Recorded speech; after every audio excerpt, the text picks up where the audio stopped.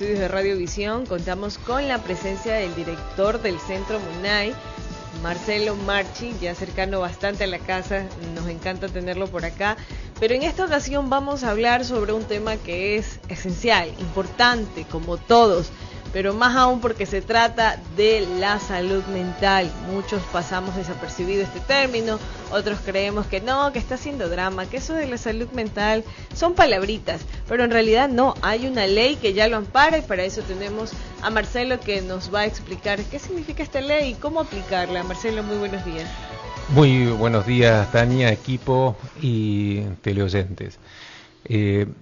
Es tan importante esto porque tenemos que empezar a desgranarlo desde el término de salud, ¿sí? Porque salud, según la Organización Mundial de la Salud, es el pleno bienestar psíquico, físico y social de todo ser humano, que no es solamente la ausencia de enfermedad. Entonces, partimos de la salud integral, y la salud mental tiene que ver también con toda esa plena capacidad cognitiva de pensamiento, de desarrollo personal, en lo social, en lo personal. Entonces, más allá de la ausencia o no de enfermedad. Entonces, el poder tomar conciencia de que tenemos que velar por esa salud mental primero, porque no hay salud integral sin salud mental. Es muy importante. Y la ley orgánica en salud mental, aprobada en enero de este año, nos da ese marco jurídico, legal, para empezar a hablar en serio de esta temática. ¿Y qué garantiza o qué busca esta ley? Concientizar a la población, porque lastimosamente cuando hablamos de una ley es como obligar a la población a que deje de tirar basura, ¿no? Deje de contaminar, deje de hacer ciertas cosas, como decíamos, ¿no? Cruzar un semáforo en rojo. Pero el objetivo de fondo es que tomemos conciencia de que esto es para nuestro propio bienestar, como cuando hablamos con los pacientes, ¿no es cierto? O sea, tratamos de transmitir un conocimiento, un saber para el propio beneficio personal de la comunidad. Mencionabas antes de la entrevista que esta ley tiene también la garantía del acceso a los servicios de salud mental y que prácticamente le promueve la cobertura tanto en el sector público como en el sector privado. ¿Nos puedes ampliar? Así es.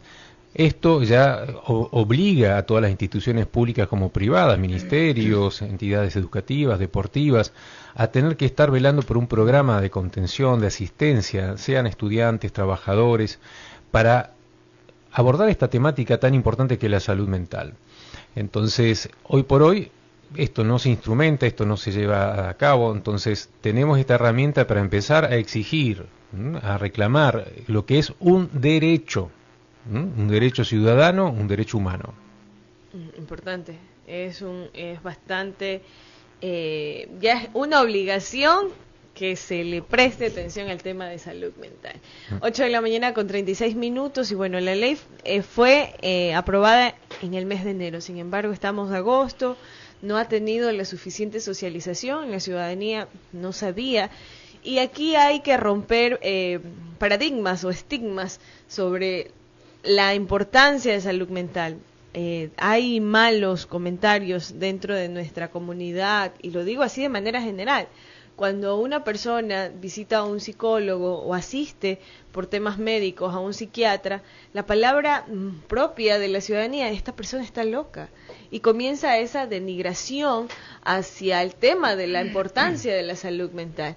Entonces, con esta ley, lo que yo entiendo es que ya vamos a eliminar estas barreras sociales para mejorar las condiciones y que no se nos diga a quienes visitamos a los psicólogos que estamos locos.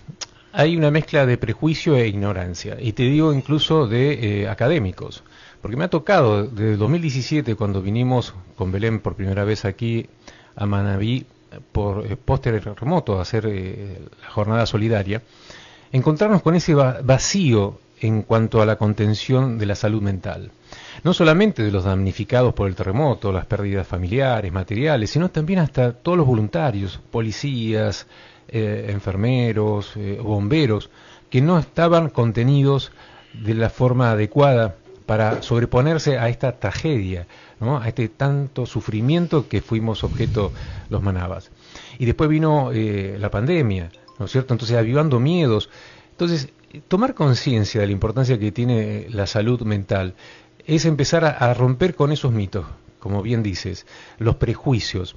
Mira, la psicología es el estudio de la conducta humana, ¿sí? Y no es solamente de la locura. Entonces, cuando tengo una conversación con un médico y que me dice, no, ¿para qué voy a derivar al paciente al psicólogo? ¿No? Va a entrar una cirugía quizás, ¿no? Ni siquiera es que te van a extraer una muela, ¿no? Es movilizante entrar a un quirófano, es movilizante tener que enfrentar que estás enfermo. Entonces el abordaje psicológico es importante para la contención y el acompañamiento en ese proceso de sanación de un paciente. Entonces, ya digo, no es solamente hablar de la locura. La locura es una rama, una parte de la condición humana, ¿sí? Y generalmente son los locos los que no quieren recibir ayuda, ¿no? Porque no asumen, no tienen conciencia de que tienen un problema, ¿sí? Me encanta esa frase. Aunque también las mejores cosas del mundo han sido creadas por las personas que son locas. Afirmativo. La luz y todo lo que disfrutamos, Así hasta la es. tecnología que tenemos Maravilloso. pegadas a nuestras manos. Así es. Entonces, no es un tema para descalificar tampoco al loco, porque fíjate, los locos no son asesinos. Los locos ni siquiera se suicidan, o sea, no tienen malas intenciones, simplemente, digamos, tienen otra visión de la vida. Son otras personas, las psicópatas, las sociópatas, las que generan daño. Y eso es otra rama. ¿Cómo detectar a una sociópata? Y la conducta. Por eso nosotros estudiamos la conducta humana y en eso son las señales del comportamiento que nos van indicando hacia dónde va apuntando una persona. Entonces, que de pronto tengamos un delirio o una alucinación es totalmente inofensivo, porque es la persona la que está alucinando o delirando de pronto, ¿sí? Es diferente de pronto cuando alguien quiere un objeto y roba y hace daño para eso, o simplemente hace daño porque siente satisfacción en hacerlo. ¿Y cómo quitar ese pensamiento de decir que si van a un psicólogo porque estamos locos? Ese es el punto para trabajar, ¿sí? Porque, vuelvo a decir, son pensamientos los que tenemos, los que nos abordan a diario. Estamos atormentados, sufrimos por lo que pensamos y pensamos mal, ¿sí? Entonces, ¿cómo corregir esto? Y de la mano de la guía de un psicólogo que nos ayude a reflexionar cómo pensar correctamente, porque nos llenamos de pensamientos negativos, nos dejamos influenciar por un montón de información que no es cierta y que todavía tergiversa las cosas. Entonces, ¿es el entorno también? Y el entorno, obviamente, ¿no? Como los chismes, los cuentos, digamos, que a veces son hasta malintencionados. Entonces, eso equivale a un equilibrio mental, entonces. Exacto. Desequilibrio. Nos lleva a un desequilibrio, ¿sí? Pero necesita un equilibrio mental. Necesitamos esa armonía, ese equilibrio. Y eso también le llamamos objetividad, ¿sí? Porque la subjetividad es la que nos deja influenciar por los demás. Pero cuando empezamos a escuchar nuestra voz interior, cuando empezamos a reflexionar, a hacer una introspección, entonces empezamos a pensar objetivamente y no influenciados por lo que dicen los demás. Por eso tan importante dejar de buscar la satisfacción del otro o que el otro nos apruebe, que el otro nos diga qué es lo que tenemos que hacer, sino más bien escuchar lo que nosotros estamos sintiendo que tenemos deseo de hacer. Es instinto. Es intuitivo, ¿sí? Es instinto. Esa voz interior intuitiva, ¿no? Que te late. Por eso muchas veces dicen, cuando tenemos un conflicto mental, tiene que ver con ese conflicto entre el qué dirán, el deber ser, y lo que te dice tu intuición, que generalmente queda postergada porque se sobrepone, digamos, la familia, el entorno social, ¿no es cierto? Y ahí vamos callándonos, ¿no? Postergándonos. Y eso nos envenena, nos intoxica. Por eso es tan importante hablar. Fíjate, el psicólogo clínico Doroni Leonardo tiene una frase fantástica que dice, cuando hay alguien que escucha, no hay suicidio. Y es uno de los temas también tan importantes que hoy estamos abordando, el suicidio, porque es un flagelo que nos está azotando silenciosamente. Y ¿cuántas personas se están dejando morir? Están buscando un camino de autodestrucción porque no encuentran razón para vivir. Y eso ¿no necesita acaso un acompañamiento, una ayuda psicológica? En algunos, un ratito, Rodi, en algunos casos, al hablar de suicidio, justo estaba leyendo una nota de un obrero que se suicidó, y es una noticia a nivel nacional, y que porque tienen protestando por la falta de recursos de un municipio. Uh-huh. Entonces él tomó la decisión, porque ya llevaba 28 días en huelga y al no ver reacciones de la autoridad, tomó la decisión de quitarse la vida. Y esto en su gremio lo miran como el mártir, como un héroe, pero quizás también tenían problemas de que ahí viene el cómo nos absorbe la cotidianidad. Las tarjetas, los bancos que llaman, la presión de deudas y etcétera, de situaciones que encierran tanto al ser humano en ese colapso de tomar la decisión de atentar contra su vida y no ver posibles soluciones. Por eso tomar conciencia de cómo actúa lo social en la construcción de las conductas suicidas, como también patológicas, porque cuando hablamos del sicariato, de la delincuencia, de la corrupción, ¿de qué estamos hablando? De seres humanos que han tomado un camino erróneo, equivocado, pero porque la misma sociedad nos está llevando a esto. O sea, estamos viendo resultados de lo que genera esta misma sociedad, el sistema social en el que vivimos, y que no nos hacemos cargo. O sea, creamos más cárceles, más hospitales, ¿no? Como encerrando ahí lo enfermo, lo que no aguantó, digamos, este sistema, creyendo de que esa es la forma de resolver los problemas. En vez de empezar a resolver los problemas de fondo y cerrar los hospitales, cerrar, digamos, las cárceles, porque si tuviéramos una sociedad feliz, ¿no? Suecia, pensé en Suecia. No habría enfermos, no habría delincuentes. Claro, hablar de este tema a veces resulta un poco curioso y las personas que nos creemos cuerdos al 100% decimos, ay, pero esos son unos cuantos nomás. Pero también ahora decimos, cuando corregimos al niño, evitamos a futuro tener que sancionar a un hombre. Cuando se crea esta ley y que ahora está en desarrollo el reglamento para su aplicación, ¿qué es lo que estamos previniendo? Porque cada día vemos que el niño, bueno, si hacemos una comparación también con cómo eran nuestros días en nuestra niñez, si habíamos un problema teníamos que resolverlo como sea. Ahí no se escuchaba la palabra bullying. Ahora sí.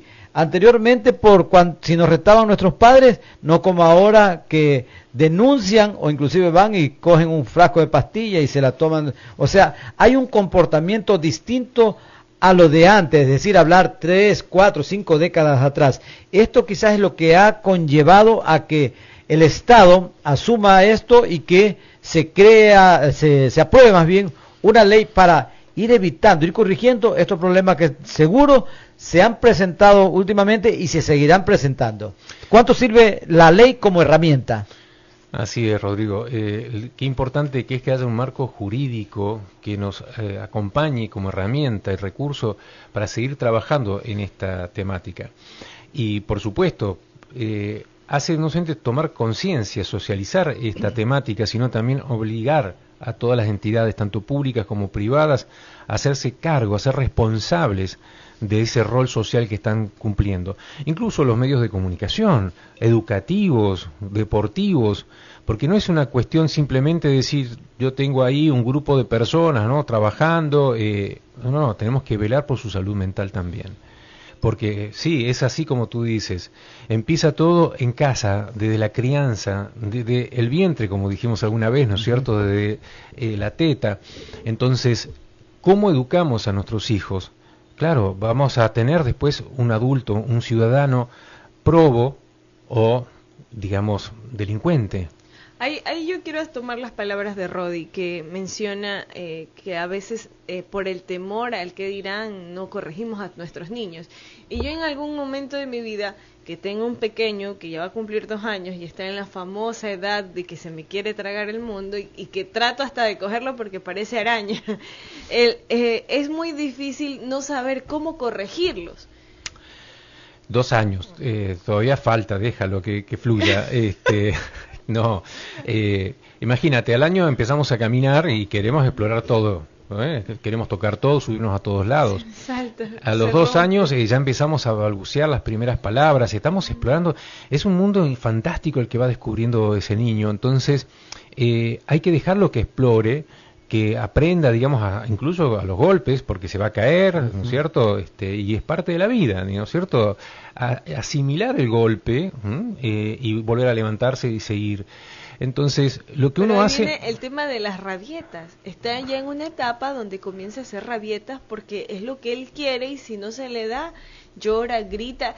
Ese punto que uno como padre dice, ¿qué se hace aquí?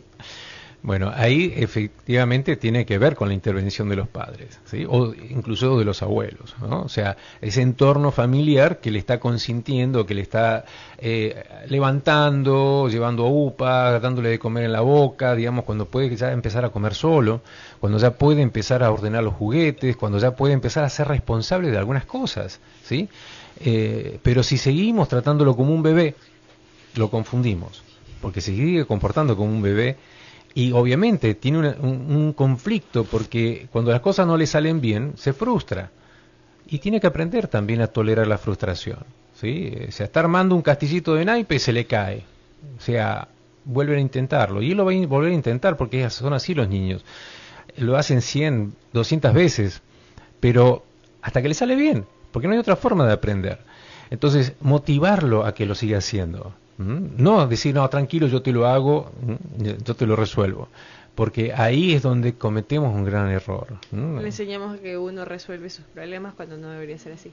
Y bueno, al hablar de salud mental me enfoqué en el ámbito de los niños y que es algo que también está presente en las familias y es la carga emocional que también llevan las madres y que va a la par, por ejemplo, si son madres cuidadoras, que exista algún caso de algún menor que tiene algún tema de salud física o los cuidadores de las personas que tienen Alzheimer, que se convierten nuevamente en niños, o bueno, es que realmente el tema de la salud mental es tan amplio y la carga emocional que está dentro de las familias es mucho más, que creo que es lo que estamos viviendo actualmente, es un reflejo de lo que no podemos resolver en casa por los techos de cristales, por los extractos de la fragilidad humana en la que nos hemos envuelto ahora. Así es, por eso te decía, ¿no? ¿Quién atiende al bombero, al enfermero, digamos, a la madre, ¿sí? Al profesor, ¿no? A la maestra, que está frente a una responsabilidad y también está sintiendo cosas? Entonces, claro que la salud mental es tan importante, por eso tomar conciencia de ese contexto, que en la misma crianza, en la educación, en la labor que uno está haciendo, estamos también poniendo un montón de cosas nuestras que generan también ruido y poder hablarlas entonces, poder de la mejor manera, yo le digo, tomar conciencia de que no solamente estamos educando, criando a alguien, sino que también nosotros estamos jugándonos muchas cosas que a veces se remueven en esa labor, en esa tarea. Entonces, digo, hacer pausas activas es importante, ¿sí? Levantarnos, movernos, ¿sí? Ok. Pero también oxigenar nuestra mente. No es solamente tomar un tecito, cenar, almorzar, digamos la merienda, sino también inhalar, exhalar, llevar paz a nuestra mente, ver si estamos conformes con lo que estamos haciendo o no, si pudimos hacer durante el día lo que nos habíamos planteado, porque si no, vuelvo a decir, es como que toda esa parte anímica, emocional, se va postergando, ¿sí? Y todos somos de carne y hueso también.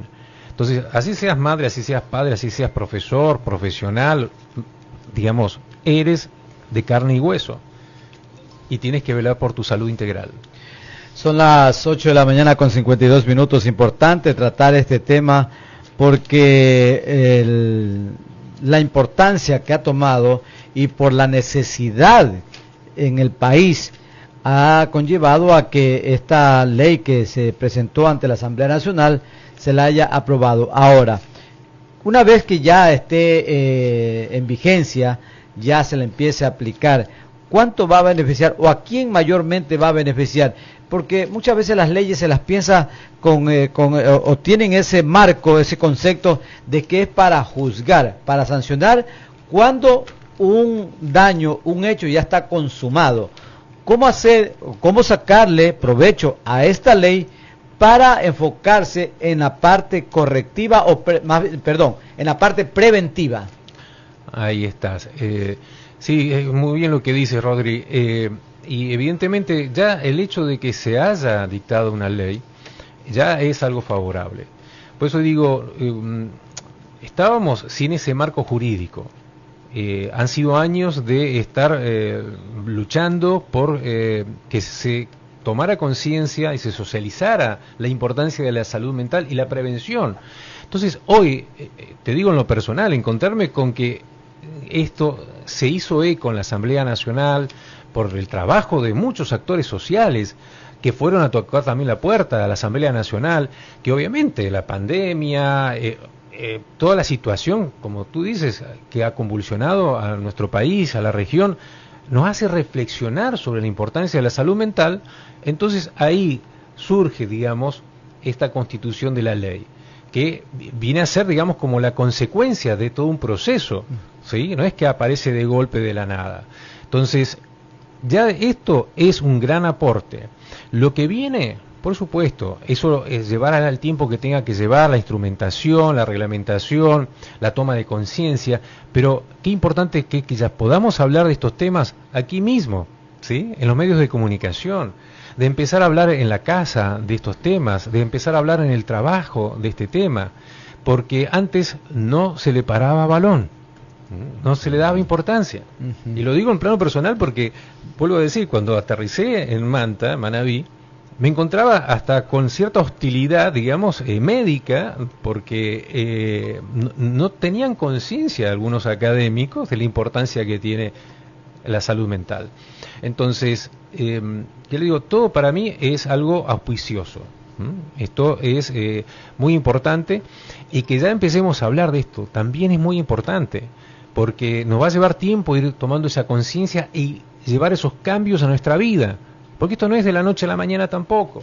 No es porque tú recibes una información es que ya la vas a aplicar. Esto es un proceso que lleva un tiempo ir asimilándolo, adaptándolo, haciendo tus pequeños cambios personales, familiares, hasta que esto se plasma, quizás a veces en meses o años. Eso ya no importa el tiempo, porque cada ser humano tiene su propio tiempo. Importante que ya estamos hablando de esto. Marcelo, y bueno, yo voy a traerte al gremio de la comunicación profesional, que es el periodismo. Nosotros estamos día a día en una avalancha de información, de hechos sangrientos, que actualmente nadie le presta atención a la salud mental y emocional de un periodista. Así es. Justo hace pocos minutos compartí imágenes muy fuertes de personas que están decapitadas y de una cabeza que dejaron abandonada, y se lo compartí a mis compañeros internamente, donde las imágenes son tan fuertes y nosotros ya hemos llegado al punto dentro de nuestra salud emocional que ya lo vemos normal. Ya hemos perdido esa sensibilidad humana de la muerte de otra persona. Hasta el momento seguimos reaccionando de manera sensible cuando nos encontramos con hechos de animales y niños. Pero si yo veo que decapitan a una persona, a un hombre, a un adulto, no siento absolutamente nada. Veo a una persona acribillada, imágenes crudas, y no siento absolutamente nada. Entonces ahí hay un problema de salud mental, y lo digo como periodista. Y esto de aquí no me deja de mentir, porque Rodi es quien maneja Crónicas Rojas, Roberto, todos los días nos llegan esa información dentro del gremio. ¿Qué hacer? ¿Hacia dónde dirigirnos como gremio? Aquí hay una problemática. ¿Qué significa eso? ¿Qué significa? Bueno, es muy bueno el punto, y tengo que compararlo, digamos, con el mundo médico, por ejemplo, ¿sí? Porque para que se hagan una idea, ¿no?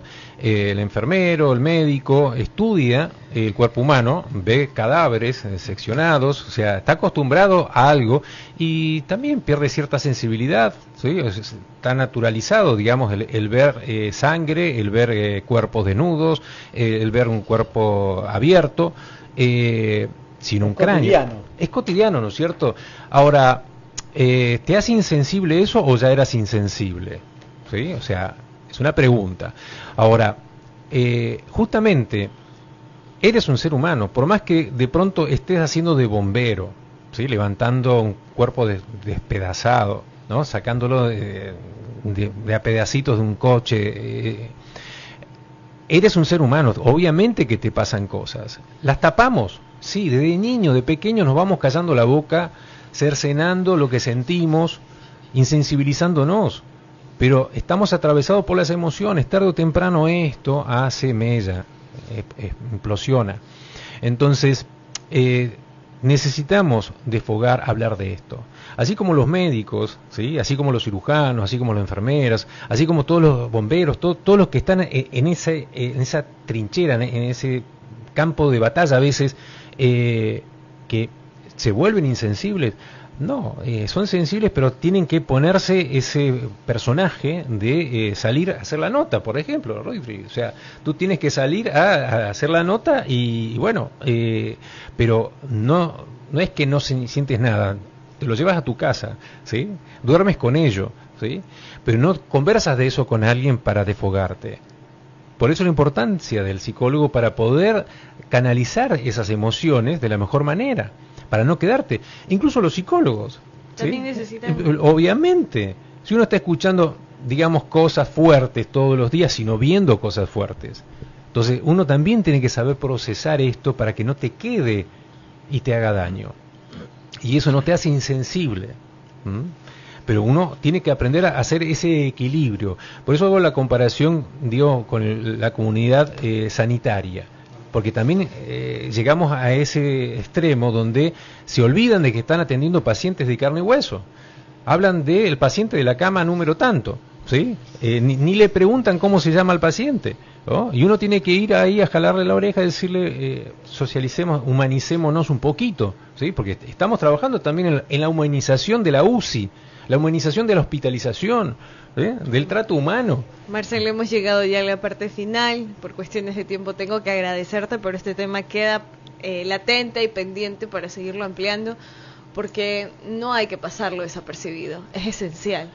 Tengo una invitación también, ¿sí? Este sábado 17 de agosto a las 10 de la mañana en el Centro Cultural Museo de Manta tenemos otro conversatorio saludable. Vamos a hablar sobre la salud mental, de la ley, donde va a estar la gestora de la Casa de la Asamblea Nacional de Manabí, la ingeniera Verónica Ponce. Va a estar por Zoom el psicólogo clínico Leonardo Doroni, hablando de esta cuestión del suicidio. El presidente del Colegio de Psicólogos, que también es una buena noticia, ya Manabí tiene un colegio de psicólogos, ¿sí? O sea, son buenas noticias, chicos. No solamente tenemos una ley, tenemos un colegio, todo un andamiaje. Se está activando todo. Se está activando para beneficio de todos. Entonces, vamos a reunirnos este sábado. La entrada es libre y gratuita, como todos los meses hacemos. ¿Dónde mismo? En el Museo Centro Cultural de Manta, frente a la playa Murciélago. Vamos a estar reuniéndonos a las 10 de la mañana para conversar, porque solo entre todos sabemos y podemos todo. Muchísimas gracias, Marcelo, muchísimas gracias. La invitación está hecha entonces para este sábado 10 de la mañana, Museo de Manta, para que puedan conocer un poco más de la ley y hablar sobre el tema de salud mental. De mi parte, desearles que tengan excelente día. Dios mediante, nos encontraremos en la segunda jornada de noticias Cómo va Manabí, así que sigan con nosotros en redes sociales porque hay mayor información, y después la tercera jornada Cómo anocheció Manabí con Rodi Vélez. De mi parte, muchas gracias y le invito en horas de la tarde, así es, de 6 a 7 de la noche. Gracias y hasta la tarde. Señoras y señores, el equipo periodístico de Radio Visión en Cómo amaneció Manabí, que en este día, miércoles 14 de agosto del 2024, les agradece su atención.